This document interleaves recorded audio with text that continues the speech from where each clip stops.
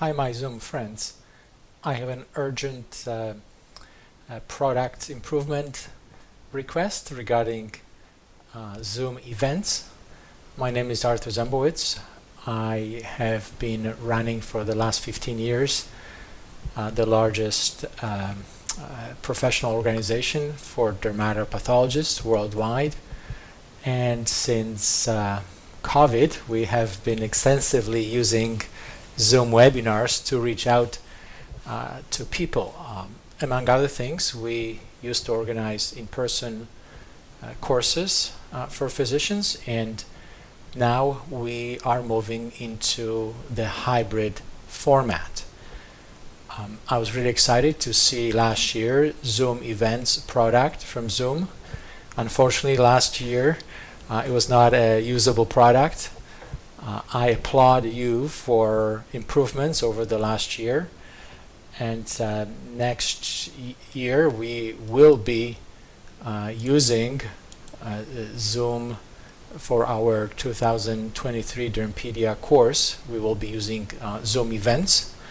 However, as we were setting the Zoom events up, we came across a few improvements that you guys should make to make this a killer product for tens of thousands, if not more, professional or educational organizations.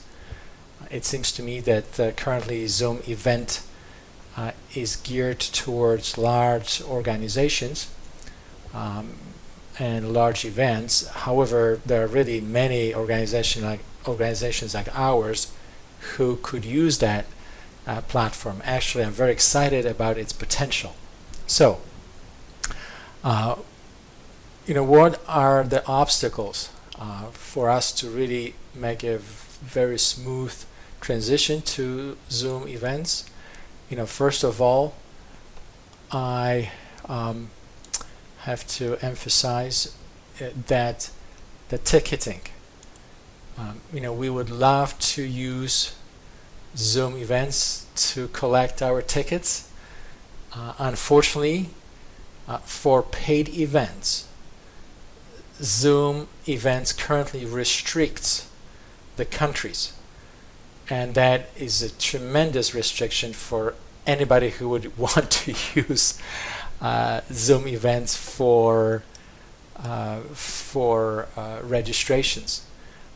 We were not aware until we did our test event that many countries, including those from EU, are unable. Many participants from even countries like EU are not able to pay because of the country restrictions. Therefore, we had to find a cumbersome workaround, so we take registrations outside of Zoom, and then we'll be registering people for free on the back end. So at least there's a workaround for that. But I strongly encourage you to look into this. We would be happy to pay extra fees if this was allowed and functional. So that's number one. That's a big obstacle. The second limitation that we found was that nowhere, both in Zoom lobby or in individual sessions, in descriptions of these sessions, can we enter the links to other resources like forms or PDFs or other websites. I know I've been waiting patiently for the resources tab to show up in sessions because I was told that this resource tab will solve that problem. However, it did not, and the reason is that the resources tab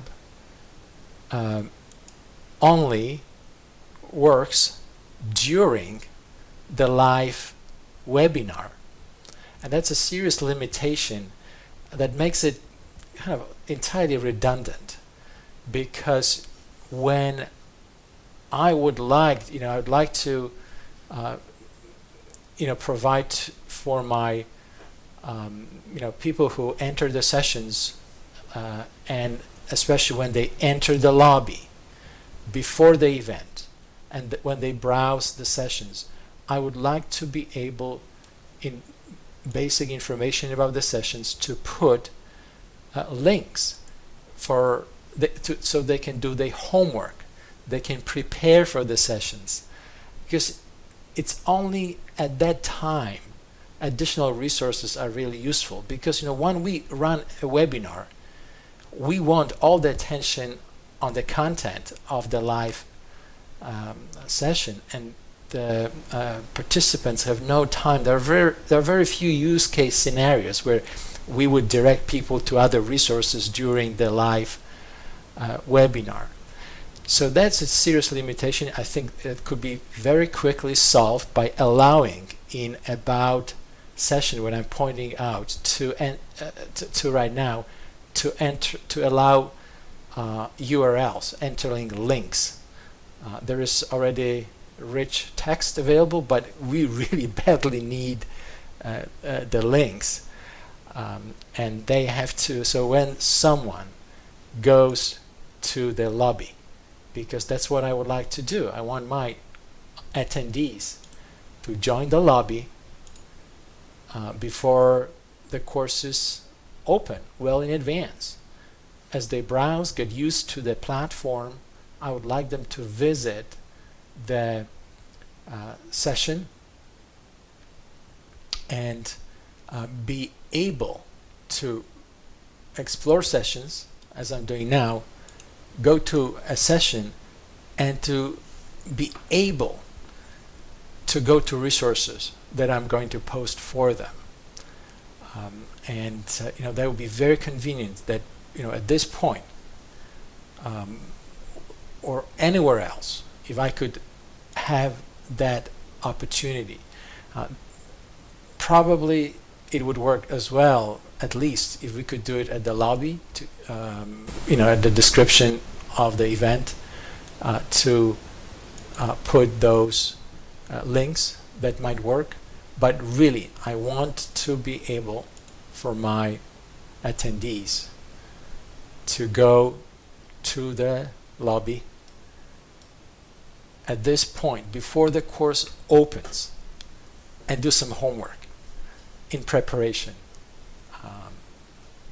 because that would be extremely useful. I don't know what it takes technically, but it's a very critical feature that pretty much everybody who organizes meetings would use one way or another.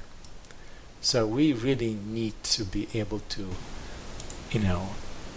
when someone is in the session at this point, to access those resources. Not during the webinar, because during the webinar, when the webinar is active, the focus has to be on us, on the speakers. Another that is very confusing for our attendees is that they cannot see the events they registered for in their Zoom account. So here I can see my upcoming meetings, webinars, and I would really like to have another tab to see my upcoming events, because that's where people are going to, and it is very hard to explain to them that they have to log in through a different events.zoom.us URL. So I hope that you can fix that as well. And the final thing that I wanted to mention to you is about billing, and another issue is about billing. I think you guys got it absolutely right on Zoom webinars in terms of allowing significant number of registrations for the events and charging us for those who actually attended the webinars. And however, on Zoom events, we are, our limits in terms of attendees are for those who register. I understand perfectly that this makes perfect sense, and this could not be done otherwise for paid events. If someone is paying, that person should count as an attendee for the purpose of limits. However, I would like you to consider to allow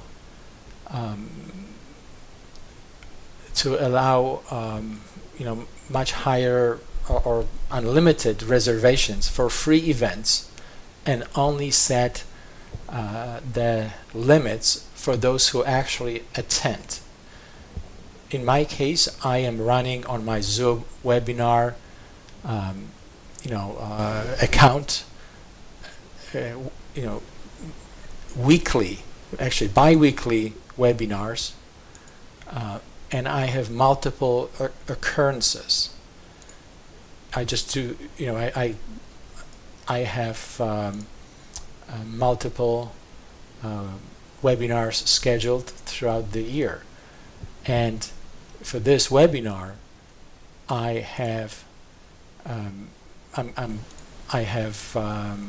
close to 2,000 people who registered for this series, but only 100, 200, maximum 300 shows up for each particular webinar.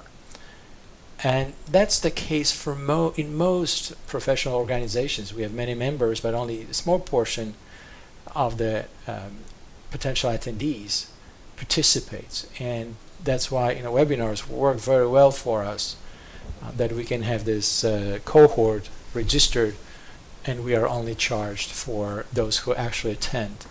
It will be very beneficial for us, and that would certainly prompt me and many others to switch to Zoom events platform and pay a higher fee because of its neat layout. If we could do the same for free webinars on Zoom events. So if I could register, under my 500 attendees limit, if for the free event or free series of events, I could register more than 100, more than my 500 limit, and I'll only be charged the fee exceeding my limit if more people shows up than my limit on during the actual event. That would be very, very helpful. So thank you very much for your attention. I hope you will take these thoughts into consideration and do something. Certainly that geo limitation for paid events, it's a killer. Number two is inability to insert links, actionable links for the sessions for those who join the lobby and browse the event when the lobby is open, but the webinars are not active yet. Thank you so much.